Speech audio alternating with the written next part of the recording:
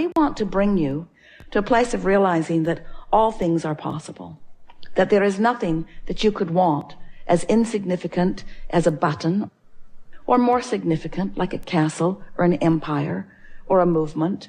There is nothing that is out of reach for you. You've just got to train yourself into the frequency of it.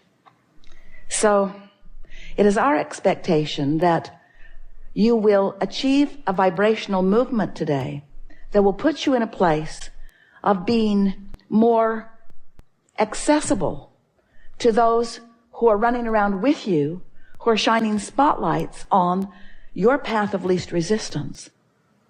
It's the unfolding of the story. It's the cooperative universe. It's the cooperative components. Because those cooperative components are what make up your life, you see. You are all day moving around with the cooperative components of your own desire, or with the cooperative components of the absence of your own desire.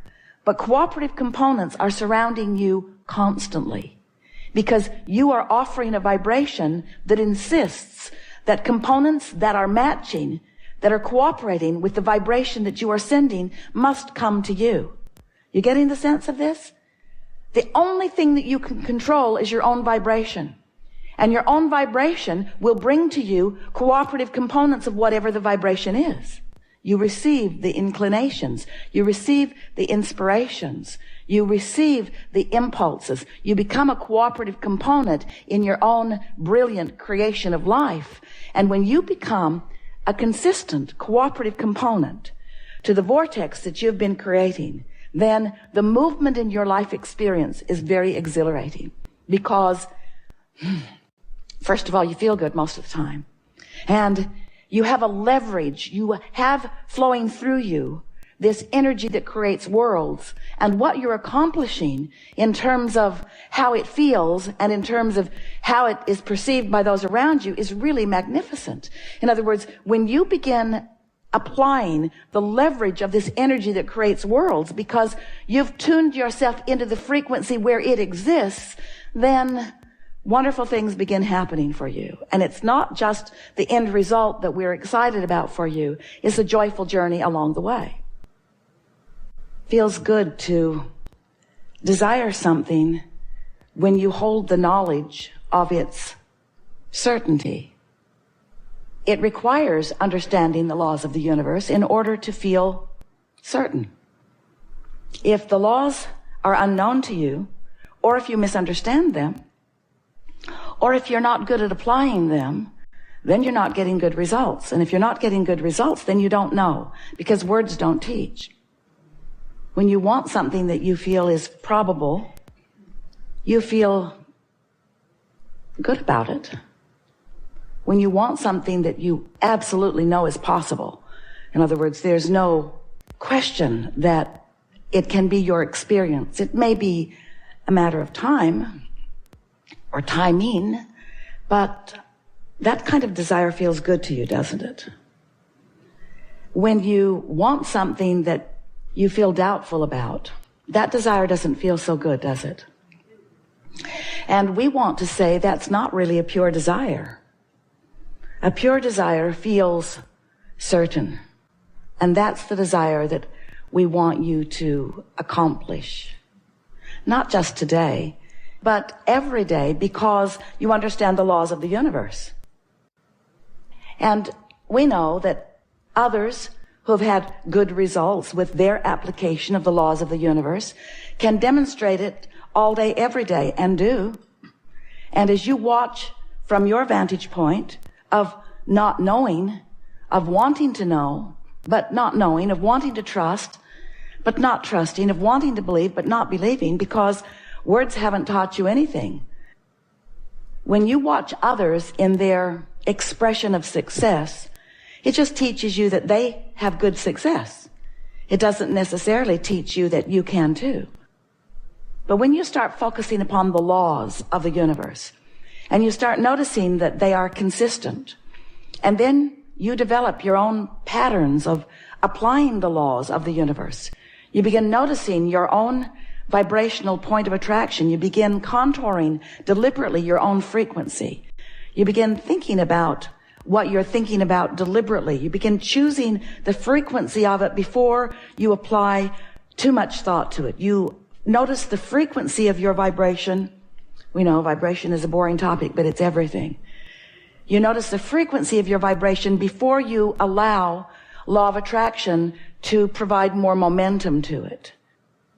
So you begin to gain more and more control from the early stages of your point of attraction. You don't wait for something to occur and then examine it after it has occurred, after the momentum has become so huge that you have no creative control over the momentum. You control the momentum early on, and you let the laws of the universe show you how helpful they can be to you. Then you begin to not just have faith in a trusting way that things will turn out the way you want them to, but you begin to have absolute knowledge in the laws, and trusting at first and then knowledge in your ability to apply the vibrational frequency that you mean to apply. Nothing is more exhilarating than to decide that you want something, know that you don't have it yet, but believe that it is coming in time, because you know what to do between now and its manifestation in order to bring it along. That's what deliberate creating is.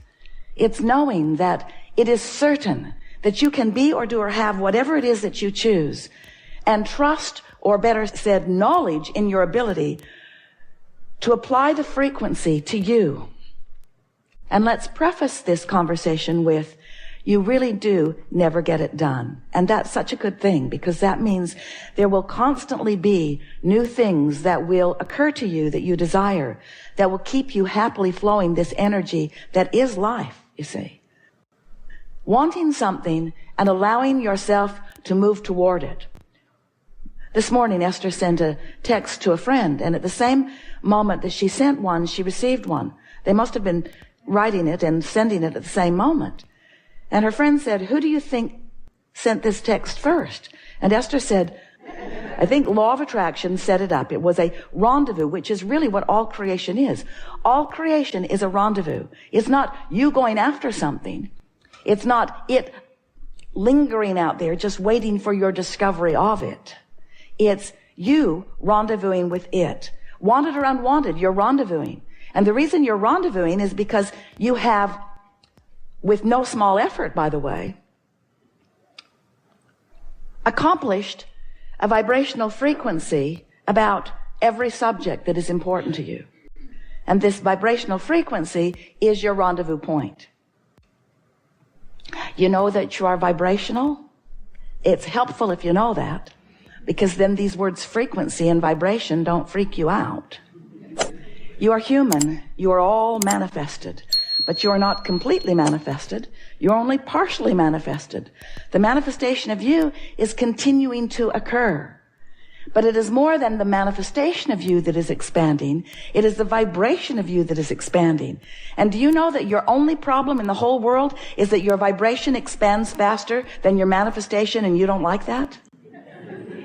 If you could make peace with the fact that you are vibrational and start to enjoy the vibrational expansion and not care so much about the right now manifestation, but you could take pleasure in the vibrational expansion, then you'd be home free. Then you'd be the joyful being that you were born to be. And then manifestations would be happening faster, but then we've sort of worked ourselves and you into a little hole, haven't we? Because we say, if you don't care about manifestation, manifestation will happen faster. There's something really screwy with that logic, isn't there? Wait, I don't care, but it'll happen faster. So I think maybe I do care. And we say, we think maybe you do care, and we think maybe you do care too much. And if we could help you to realize that the reason that you want the manifestation is because we can't think of a good reason, can you? Well, you like the manifestation because it is the fullest realization of your vibrational alignment. So we understand why the having of it, the being of it, the doing of it is meaningful to you. And you are here in these beautiful manifested bodies in this wonderful manifested world. And so there must be a reason for manifestation. We just want to help you to discover that the path to manifesting, to having the flesh, blood, and boning part of your physical world, the tactile, sensual, physical part of your world, we want you to understand that the path to it is vibrational. The path to it is sensual. The path to it is emotional. It's not through action. And so many of our physical friends, that includes you. You are our physical friends, but we're including you in this very carefully stated scenario. You put too much credence in action, and you offer a lot of action without tending to your vibration. So you have to offer more action than you're comfortable in offering, and you don't get the results that you could if you were vibrationally aware. And so life is harder and less effective for you than it could be, which is what makes you not trust, which causes the perpetuation of a vibration that slows it all down, and that's sort of the human cycle. I want this thing that I can't figure out how to get to, and I resent those who have figured out how to get there. And I've made up erroneous, inaccurate stories about how they got there. And so we just thought it would be nice to sort of clear things up, to help you to understand how they got there, how you got there, why you're not getting there, why they're not getting there, why you're getting there slowly, why you're getting there quickly, why it's not more fun on your way to getting there, why when it's not fun you never get there. We thought it would be fun to clear all of this up, because life is supposed to be fun for you. You're supposed to be having a good time on this never-ending journey of expansion. That's sort of a downer to a lot of humans. This never-ending journey. You got to be kidding me. And if a never-ending journey bothers you, then what we said about you is really true. You're putting too much credence in your action and not enough attention to your vibration. When you go with the flow, when you catch the spirit of the energy in motion, then you feel eager about life. Then all things feel possible. Then nothing ever worries you. Then you spend your time like you do at most buffets, just choosing what pleases you most, rather than petitioning to get the stuff you don't want thrown out. You see? You don't do that, do you? I hate that stuff. I've always hated that stuff, and it's been here every Saturday. I'm going to start a movement. I'm going to get this off the buffet, because someone might eat it next to me, and they might splash some on my plate. I might accidentally have to eat some of this stuff I don't want, and that would be a horrible experience for me. Just thinking about you eating it upsets me. In fact, it ruins my meal. Just thinking about the meal you're eating ruins my meal. When you learn that the only thing that you need to be mindful of, and the only thing really that you have any control about, is your own vibration, and that doesn't feel like not enoughness. That feels like everything you need, because you have come to understand that your point of attraction is everything. When you control your point of attraction, you control what comes to you. And isn't that all you want? Is it something you want? You want to control what comes to you? What about what comes to others? You want to control that too? Yes, you do. You do. But the only reason you want to control what comes to others is because you think they'll bring it to you. You don't need to worry about those who right now don't seem to understand deliberate creation or don't understand about law of attraction. You don't even need to worry about people who are negative, or even people that you think are really, really bad. You don't need to worry about them harming you, and you don't need to worry about them harming others, and you don't need to worry about the harm that you think that they might be doing to themselves. There is nothing broken in this world that deserves your attention to try to fix. You didn't come forth as healers or fixers or solvers of problems. You came forth as creators. You came forth with this understanding that the variety that surrounds you would inspire you to new ideas. And you knew that in the allowing of the new idea, that there would be a richness and an exhilaration.